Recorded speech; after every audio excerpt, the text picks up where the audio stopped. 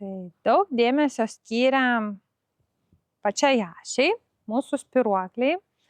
Daug dėmesio skiriam judesiam rankomis. Reikia nepamiršti ir mūsų kojų. Kojos irgi turi būti labai stiprios. Kai silpsta žmogus, jisai silpti pradeda dažniausiai nuo kojų. Todėl kojas reikia stiprinti. Todėl šiandien padirbėsim šiek tiek su kojom. Pradžiai, jeigu jums sunku daryti plačiai, ten stovėti ar gilius įtupstus daryti, užtenka tiesiog pečių plotyje atsistoti,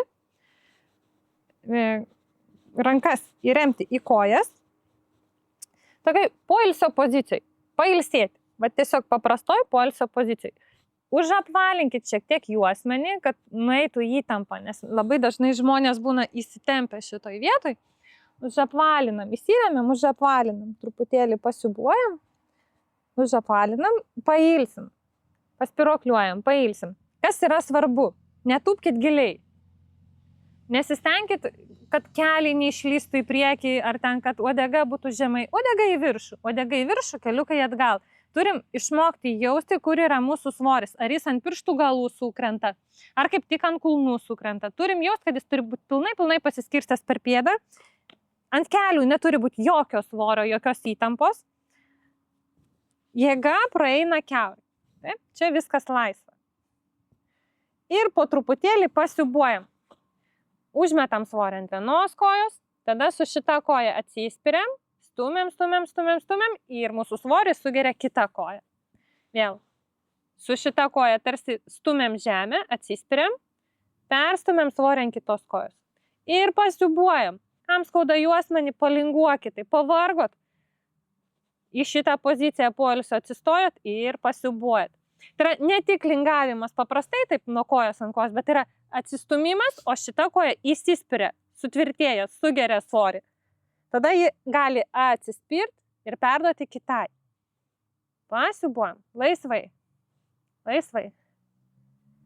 Taip? Jeigu šitas jau jums labai paprastas, labai lengva atsispirti nuo vienos ant kitos, galim padaryti šiek tiek didesnį atstumą tarp kojų ir pakartoti tą patį. Stumiam nuo vienos kojos ant kitos.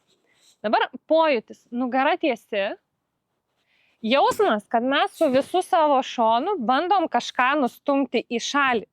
Tarsi čia būtų kažkokios kliūtis, kurias mes norėtume pastumti ir stumiam į vieną pusę, stumiam į kitą pusę. Stumiam į vieną pusę, rankom galim prisilaikyti, į kitą pusę. Stumiam. Pridėkim papildomą pojūtį, tarsi lendam pro kliūtį. Galva išlenda pro kliūtį, grįžta atgal, tvirta nugara, galva pralenda pro kliūtį, grįžta atgal, vėl tvirta nugara, stumia viską į šoną.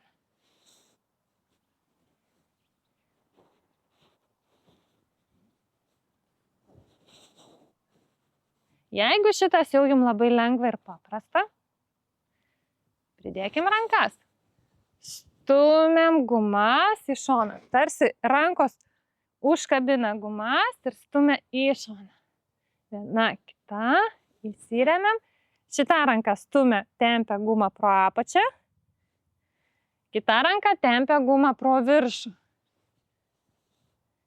Taip, lyg čia būtų daug vertikalių gumelių. Mes jas rankomis užkabiname. Ranka nėra tiesi, ranka apvali, kad turėtų jėgos stumti.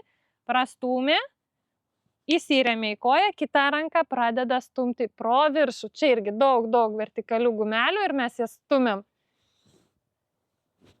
Ir pakeičiam kryptį.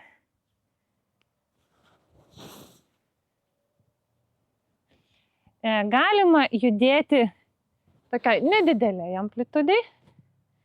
Na, pavyzdžiui, norit va šitaip. Op, op. Arba galit padidinti. Daugiau į šoną pasisukti, jeigu jums patinka, jeigu jaučiat poreikį, malonumą, norą. Nieko nedarykit per jėgą prieš savo kūną. Jeigu panaudosite, sakykime, spaudimą savo kūnui, jis jums pradės priešintis ir tada neturėsit jokio efekto. Visada klausykit ir darykit tik tai, kas jūsų kūnui yra malonu. Būna tokie visokie ten tempimo pratimai, tai yra prieš jūsų kūną, jisai priešinas jums. Bet jūs galite tą patį daryti su malonumu, taip pat prasitampydami maloniai. Taip. Per malonų tempimo jausmą, per tokį paieškant, per paiešką, per įsiklausimą, per pojūčius. Tada jūsų kūnas atsipalaiduos ir jūs tapsite žymiai lankstesni. Tai iki kito.